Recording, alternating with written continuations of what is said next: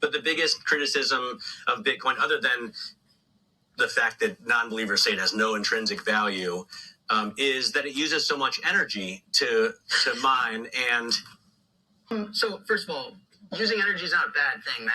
Like engineering and the use of energy is implied in like the growth of humanity. You know what else uses a lot of energy? An airplane. So I tell you what, you don't like energy.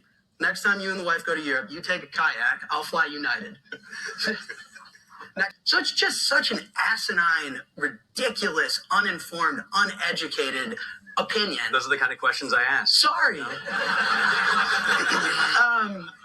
First of all, if you want an asset to have a commodity premium, which you know this room knows what that is, creating money can't be free.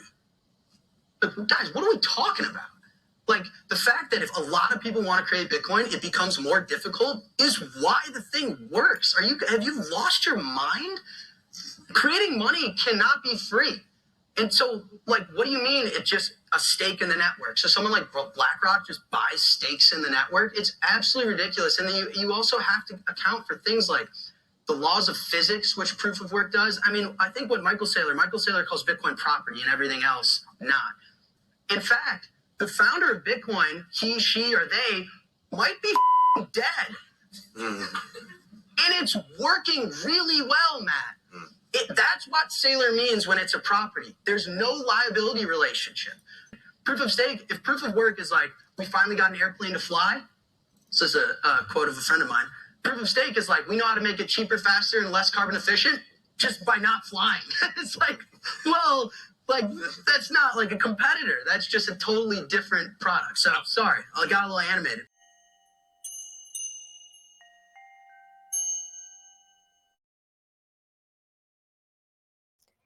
Hey everybody, it's Eddie from Tokyo, and this is your cryptocurrency update from Japan, and the intro was Jack Mallers.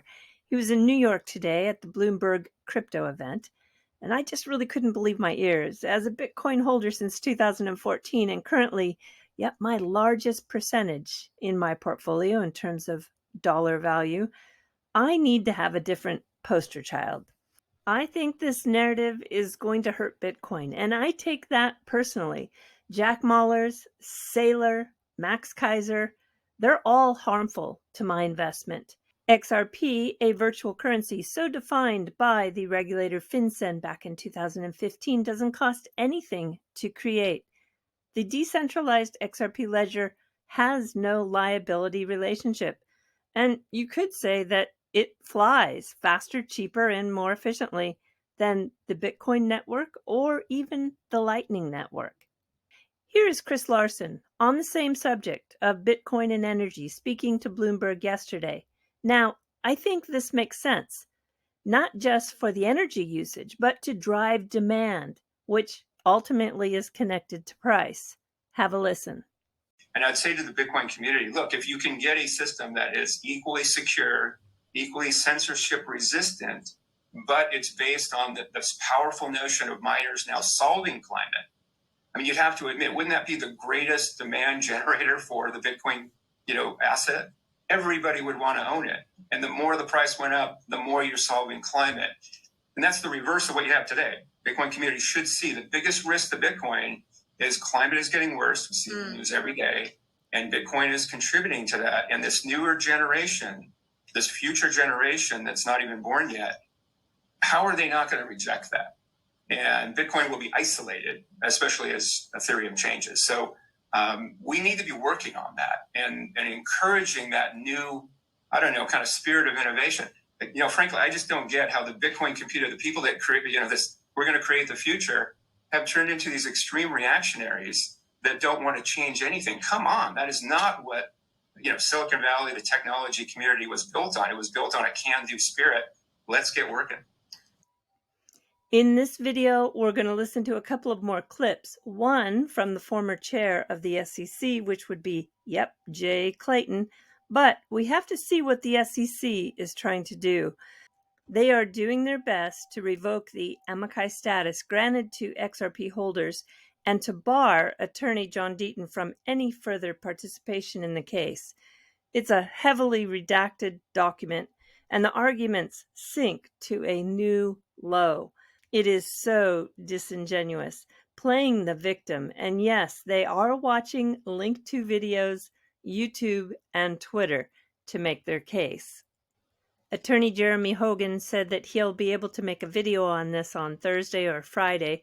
That will be great because there's just a lot to unpack in this 94-page document. The monster bill, and I'm talking in terms of size, put in motion by Senator Gillibrand and Senator Lummis will not have any chance of being passed this year. But a small portion, the stablecoin section, does have a chance. Here is another clip from the Bloomberg Crypto, and this is Senator Lummis. Yeah, that's right, Senator Gillibrand. The part that could go through banking this year is the stablecoin part. Senator Gillibrand and I have components on stablecoin in our bill that relate specifically to how banks could issue stablecoins. Senator Pat Toomey from Pennsylvania has a bill that would address how non-banks could issue and what requirements would be made of them should they choose to issue stablecoins. So that's something that could go through the banking committee this year. The market's actually looking very strong today. We've got Bitcoin almost at 24,000. It's up 8%. And so in that neighborhood of 7 to 9%, you've got VeChain, ADA, Doge, and Shiba. This next clip is Jay Clayton. He too spoke at the Bloomberg Crypto. Now, I don't really am going to listen to anybody who says they don't want to hear this guy. You have to listen to everybody in the space. You really do. So what he had to say yesterday, I found very interesting. Okay, let's just back up a little bit. I mean, what we saw in the past couple of months is really not something new. It may be new to the digital asset space, but the phenomenon of lots of leverage, a price correction, and a washout of people who are over levered or don't have sufficient capital or liquidity is not new. So we're seeing that, and those things are important. We know that in any kind of financial asset, capital, liquidity, leverage control, these are age-old lessons. So we got that. One of the things that I think is important about regulation of digital assets is to look at the etymology, the genesis of digital assets. They came about in a different way from most financial innovations. Most financial innovations are domestic and institutional. Digital assets are global and largely retail. That has presented a regulatory challenge that we really haven't encountered before, which is trying to have global coordination across a new type of asset class at the retail level. So I think if you think about it that way, you understand why there's some challenges. On a miscellaneous news front, check this out. Dubai's metaverse plan aims to add 40,000 virtual jobs and boost GDP by $4 billion. How can that be? They don't get into the details of the actual jobs. I'm so curious what these 40,000 virtual jobs actually do. The official list of all the projects that are building on the XRP ledger that received a grant in the last wave has been published. The diversity, the creativity, the spectrum is very wide. And this next wave, I understand, which is going to be open until the end of August, has a music focus. Although they say that you can submit any project you like, they are looking for projects that are focused around music. Anyway, I'm going to put a link to this in the description below. It's very fun to see what is coming. All right, everybody, let's jump to the fluff. There's a new book that's come out that's getting the media rounds. This is about origami. And this is a serious art form here in Japan.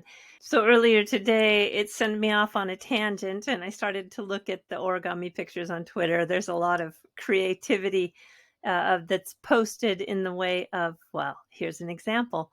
These two gorillas, for example. These are fantastic. I came across these flowers. I'm telling you, they look so real. And the minute detail is sometimes amazing. This hedgehog was cute, don't you think? But check out the back. I'd really like to know how long it takes to make this one. I found a great example to illustrate how many folds it actually takes to make one like this. This is a koi or a carp. And here's the origami sheet of paper showing exactly where those particular folds occur. So it is very complex. Some are just simply mind-boggling. They're so amazing. But the one that took the cake for me was this fantasy figure, kind of a flying dragon octopus. Yeah, I love it. But just look at the complexity. All right, everybody, do take care. Sayonara for now. Bye-bye.